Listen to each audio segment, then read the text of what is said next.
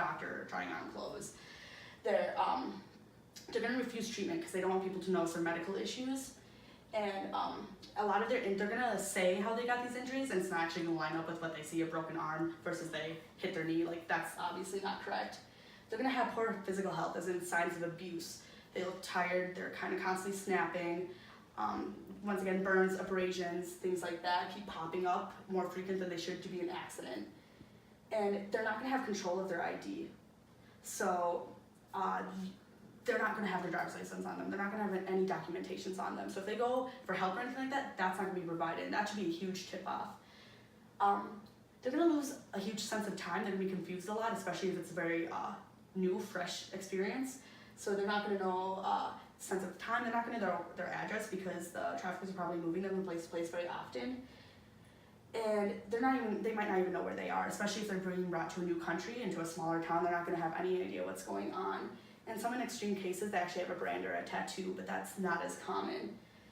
And as stereotypical as this may be, they may be addicted to drugs as another form of like controlling by the trafficker to get them to do what they want.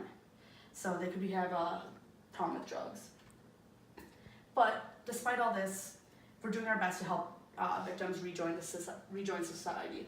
So my bigger problem that I brought up earlier is that laws are actually going to work against them, especially if they're illegal aliens or immigrants without papers. So we have a certification process for the Victims of Trafficking and Violence Protection Act, which has been changed about every 5 years. But in a broad sense, it means that if someone with no papers or anything, whether they're from out of the country or in the country, they have no papers to prove that, they can go through a certification process, and as long as they promise that they're going to try to fight against the human traffickers in court, they'll be given a T visa. This can last from a couple days, 3 years, or 4 years to get them back on their feet and even get themselves immigrated or back into society here. With this, they're going to be provided full health care.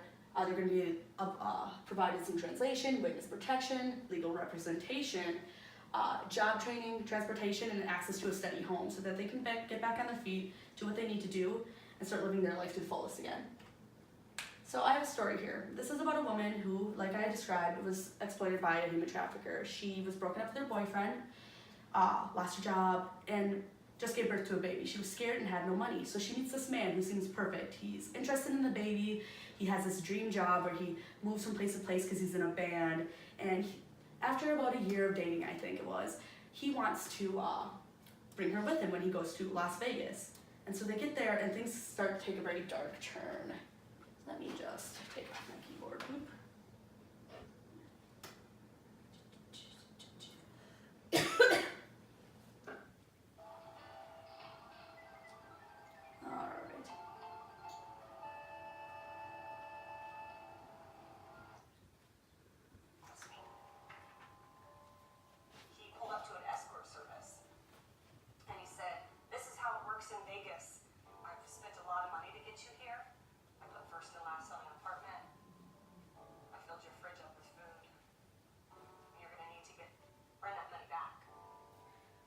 So just quick stop there. That's an example of how they're going to exploit your weakness. He gave her all these things, and now it's going to use it against her. A lot of times these are actually more abuse cases, and just like normal abuse cases, the person going through it is going to stop. They want to stay. They're more scared to leave than they are, or they're more scared to leave than they are to stay. So they're being forced and manipulated into the situation. It's just like any other abuse case, except it's more permanent, and in a lot of cases, it's not between two lovers.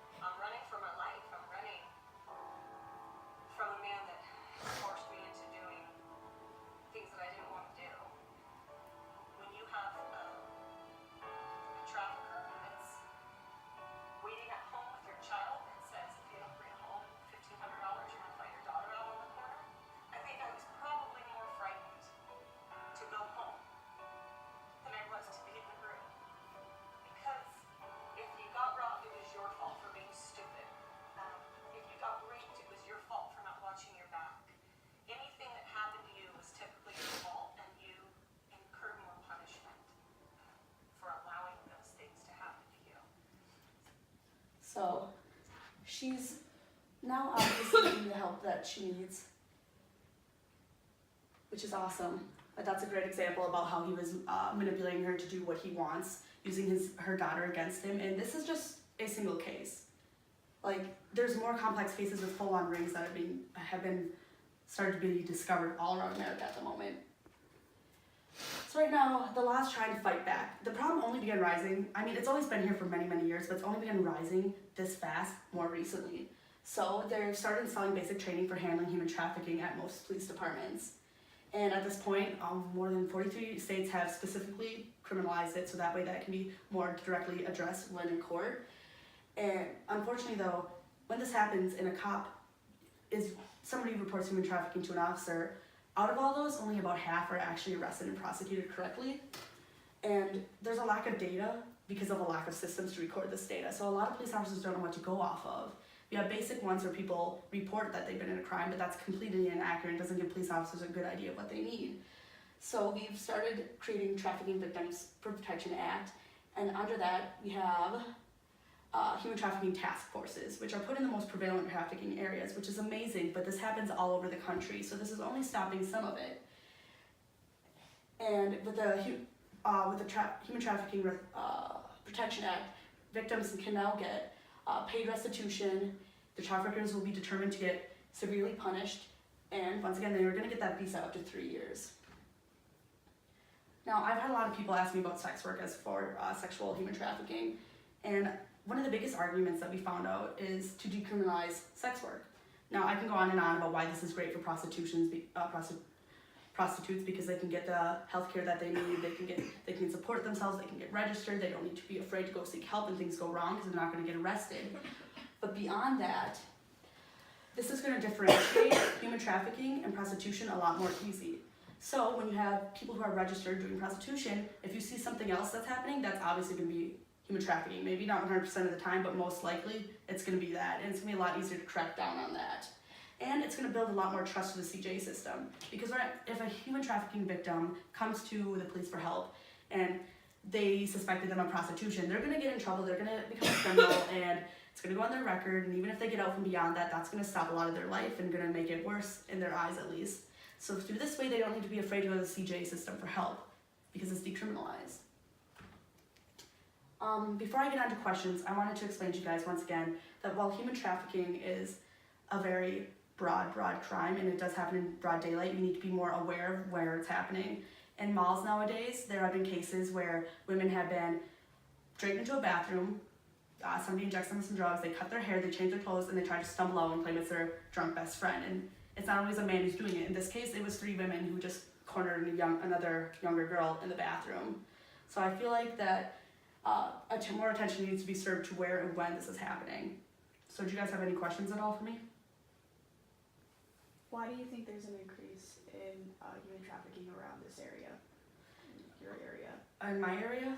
Well, the best thing that our police department has been able to come up with right now is because they're just coming through WASA. We've had people come and claim they're looking for territory right now, and we used to have only like some bunk gang crimes. There was nothing really bad, and all of a sudden it started with like bigger gang crimes, like more severe, more violent, and now it's human trafficking. I don't know if that has a correlation, but as far as we can see, it's just people passing through, and it's like a quick stop for them. They can grab a couple more people and keep going. And people don't even really realize it's happening. A lot of police departments only stumble upon human trafficking rings because they're going for like a drug ring or something like that, and all of a sudden it's a human trafficking ring as well, and they can bust that. And if they're only doing that like a couple times, focusing on like individual cases is almost impossible, especially for an untrained department like ours. We've gotten 36 more recruits this year trying to stop this, and that's the highest we've been in years. And it's not just us, apparently it's in other cities as well. So I think it's mostly just for convenience. We just busted a child trafficking ring, and it was up in Michigan. So I don't know if it's something just because it's more convenient to be up here. We're not quite sure yet. What are ways that women can protect themselves from being human trafficked?